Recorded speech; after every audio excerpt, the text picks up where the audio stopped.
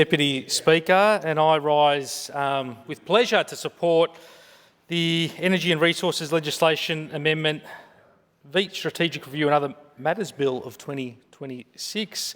And I do so as someone on this side of the House. I put on the record that we, as a Labor government, we believe climate change is real.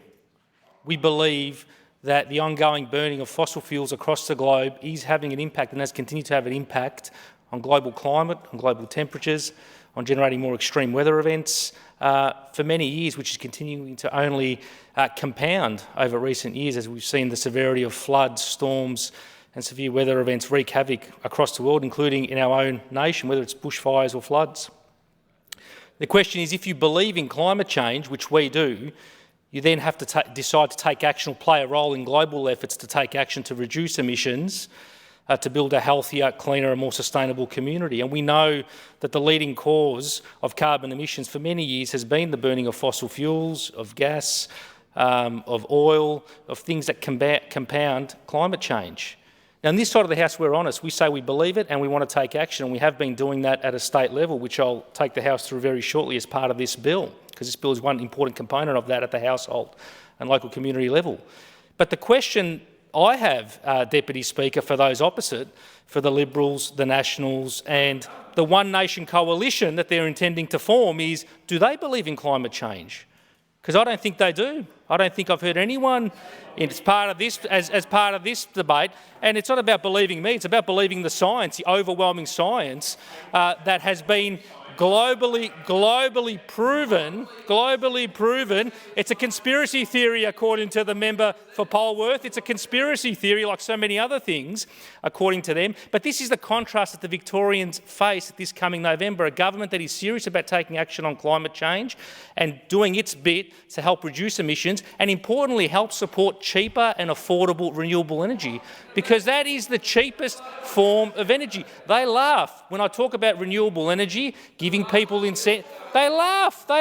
They think it's an absolute. They do. The member for Polwarth has said they laugh when we talk about renewable energy, which is the cheapest form of energy, right? And I mean, you know, it is a fact. The wind blows, the turbines turn and they generate electricity. The sun shines, the solar panels capture that and turn it into electricity, right? And this is being reflected through many things, which I can take the House through, whether it's through the energy default offer, whether it's through the wholesale price, all of which continue to keep Victoria's energy prices low, the lowest in the country on many metrics, because we're increasing investment. And as we increase investment into renewable energy, we decrease the price of people's energy bills. That is a fact. That is a fact. Speaker, I take the House to. I have visited many people in my community who have taken advantage of solar homes, of the Victorian Energy Upgrade Program that we're reforming and strengthening today, of the federal government's battery program, and many people are paying $0 in energy bills across my community. And I visited them with the Premier, with the Minister for Energy, the member for Mill Park, and a couple of those people are Jennifer and Melvin, who live in Connolly Avenue in Coburg. And we had an amazing announcement that we made there when Minister D'Ambrosio and I visited to talk about the lowest, again, Victoria having the lowest Victorian energy default offer in their home. And they had taken advantage of all the various incentives to keep their power prices at record lows. The other family that we visited was the Zinor family in Gordon Street in Coburg. Michelle, Jason, Rosina, Patrick and Rosemary have done amazing work to refit their homes with clean renewable energy generation and storage. They're all paying lower prices than ever, they've admitted, and that's why we are providing incentives for households to make the transition, because the upfront cost we know is hard for many people. It's expensive, but that's why we have these programs to help alleviate that upfront cost so then they can reap the long-term benefits. And the opposition, what do they do in stark contrast to that? They ridicule climate change. They ridicule our incentives that we continue to provide local households. And I mean, this is also the opposition. When they were last in government, they continued to oppose serious action, particularly between 2010 and 2014, when it came to renewable energy and action on climate change. They voted against extending the Victorian Energy Upgrades Program to 2045 when they were last in government. They actually introduced legislation seeking to abolish its predecessor. a move that at the time threatened thousands of jobs and household savings, and we wouldn't be here today if they had still stayed in office, because this program would have been ancient history.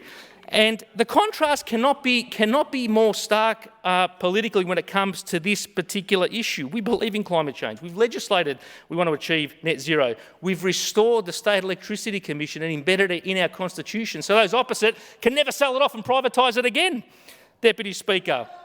We've legislated renewable energy targets. We support solar energy. We support wind energy. We support batteries. We support household electrification, and we support the benefits that are associated with each and every one of these initiatives from a climate perspective, a renewable perspective, but also a cost of living perspective. These are all issues that are intertwined and complement one another. They're not exclusionary to one another. Those opposite, they want to talk the big game on energy transition and, they supposedly have the licence when it comes to this issue.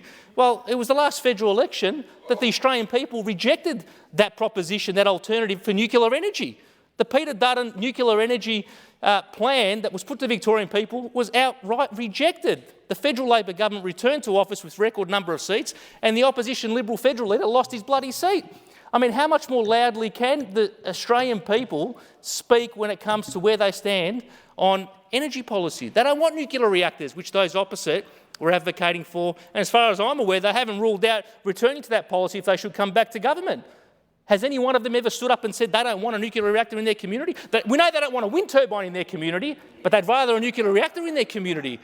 I mean, the common sense just totally fails these guys opposite on so many levels and so many metrics. We're clear, we're honest here. We're saying this is our approach: renewable energy, reducing carbon emissions, incentivising households and communities to transition to that form of cheaper energy. What is the policy of those opposite? They're going to return to nuclear energy? They want to go to nuclear energy? They want to keep and build more coal-fired, expensive power stations in Victoria? Do they want to return to fracking? I mean, where is their policy? Where is their policy? Where is their policy? I have, and they don't make any sense. You have no policy. You have no policy. Your policy is to oppose what we as a government are doing in terms of real action. And the other reason in all this is because they're held hostage to one nation. They know they have to cozy up to one nation because they're they're not. Mate, you can come to Pascoe Vale any day. I'll buy you an almond latte. Through the chair, member for Pascoe Vale, I'll tell you without what, assistance, Leader of the Nationals. You got to think about one nation in your community, not mine, Leader of the Nationals. Order. And let's talk about the Greens. I'm happy to talk about the Greens when it comes to climate. Through the chair. Thank you, Deputy Speaker, for your guidance. I mean, let's talk about the Greens as well. Where are they? Where are they? They're never in this chamber. When they come in this chamber, they come here for a stunt or a TikTok. They talk about data centres. The reason why apparently we need more data centres is because they're the ones generating the demand for the data centres with their bloody prolific social media posting. Deputy Speaker, the Greens are nowhere to be seen when it comes to real action on climate change. They talk the big game, but let's never forget it was the Greens that teamed up with the Liberals and the Nationals and Tony Abbott, former Prime Minister, set back climate action in this country by a decade. They dumped the CPRS. Adam Bandt was leading that effort, and he also lost his seat. So whether it's Peter Dutton losing his seat, whether it's Tony Abbott losing the election, whether it's the Greens leader Adam Bandt losing his own seat, and also the state Victorian Greens leader losing at the federal election as she attempted to run for Wills but was rejected, Labor has been consistent all the way through. We believe in climate change. We're investing in taking real action to combat climate change and help people with the transition. We've brought back the SEC, the State Electricity Commission, which those opposite have opposed. And as we continue to roll out even more investments when it comes to renewable energy, I'm proud to say it's the SEC that's helping oversee quite substantial portions of that, because our legislative renewable energy targets are nation-leading and jurisdiction-leading compared to many other parts of the world as well. 65% by 2030, 95% by 2035 with net zero emissions target for 2045. And in 2025 last year, renewable generation provided 44.6% of Victoria's electricity, exceeding our 40% target for that year. So as I say, we can invest more in clean energy. We can support households to transition. We can put downward pressure on power prices. We can increase the jobs and the economic stimulus around the clean energy industry, and we can do it through things like this bill here today, which I commend to the chamber. Just